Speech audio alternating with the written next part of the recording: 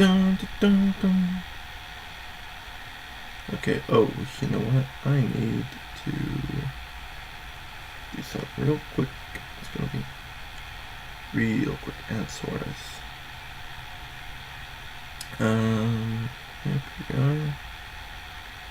Split VCam. Oh. That was a waste of time.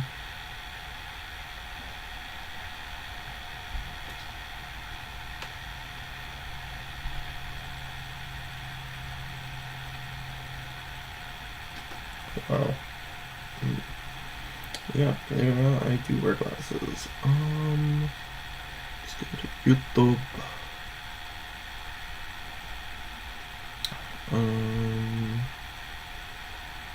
Yeah, give me a momento.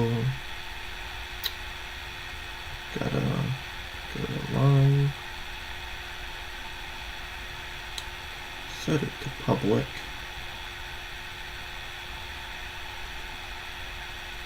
Go to that ye old control room.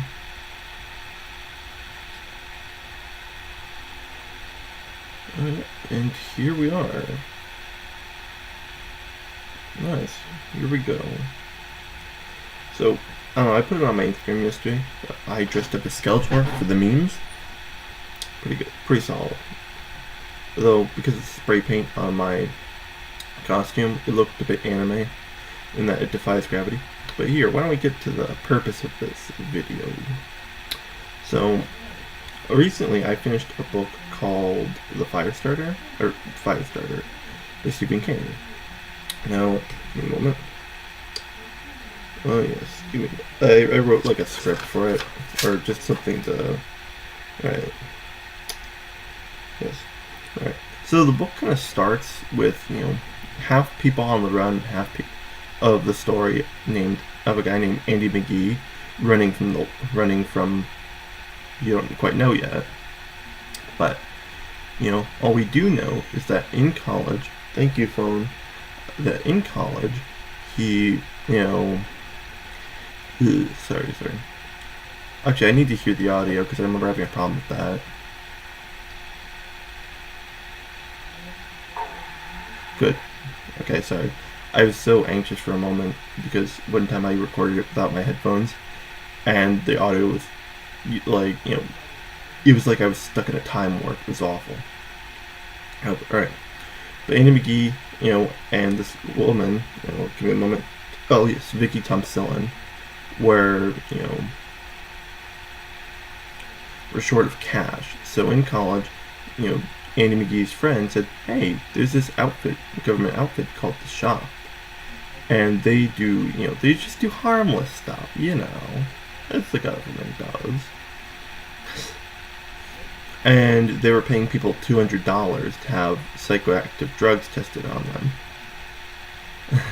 Now, among other things, Andy sees very disturbing things happen.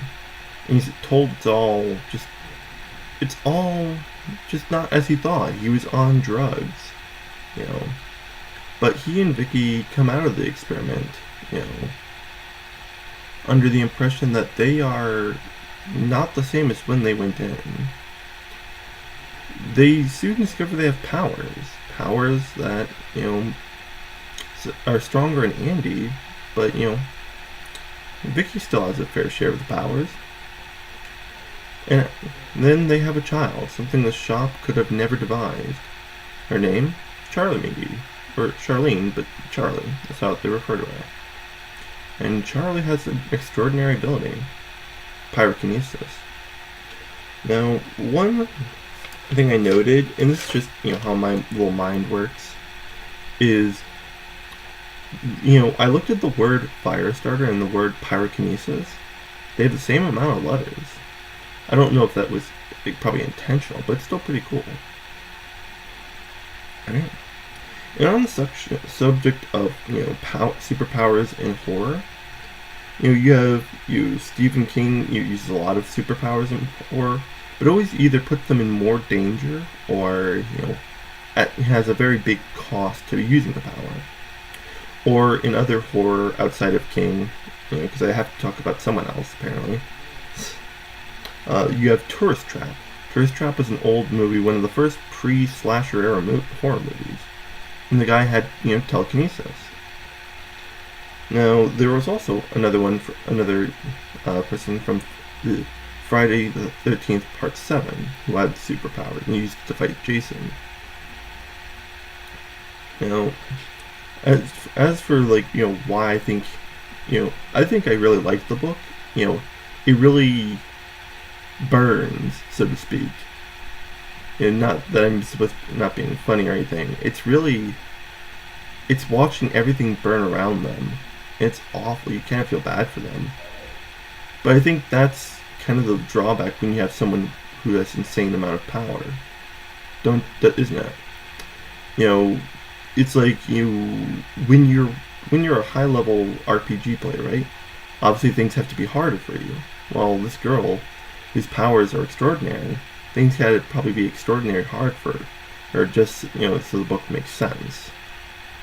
And that's exactly what happens. See, the shop, I'm not going to go into too many details about what happens in the book, but the shop is looking for her and searching for her because they want to see the extent of her powers. What can she do? Can she just do firecrackers? Or can she do full-scale assaults? And they end up, and they always, the way these people, even the government isn't apparently safe from this king trope where everyone just underestimates things. It underestimates Lucky Seven. People underestimate Carrie White. It's deadly underestimation. I like that. It is a fatal flaw, possibly, to underestimate your enemy. So, and when they underestimate her, that works as well as the love child of Prom Night in Chamberlain, Maine, and Agent Orange. Yep. Now, part of this, one of the things I like about this book is the level of government conspiracy to it. I'm not really a conspiracy theory person, per se. However, I do like the amount of care that went into some of the more government conspiracy elements of the book. It's only, I think it's my copy was a 500-page book. It's one of those pocketbook editions. And it was actually very nice. Now, on the subject of the movie, I have not seen the movie. However, at some point I would really like to. I've seen one scene, and I was expecting it from the moment I started reading the book. I'm like, ooh, that one thing. I don't want to ruin it for anyone who decides to read the book. It's horrifyingly exciting, really. Give me a moment. Oh yeah. So, I wanted to write down some kind of things I would call government conspiracy tropes. So, during the experiments, a couple people, passed away. So in other instances too, where the government, tries to cover up their tracks, make it downplay it a lot. It's always funny to see stuff like this in King's books. It's almost like watching an episode of The Simpsons, and then watching it come to life in real life. Like, you all remember The Stand, right? If you haven't read The Stand, the beginning is so not what it's really about. The beginning pales in comparison to the rest of the book. It's about a global plague that kills 90% of America.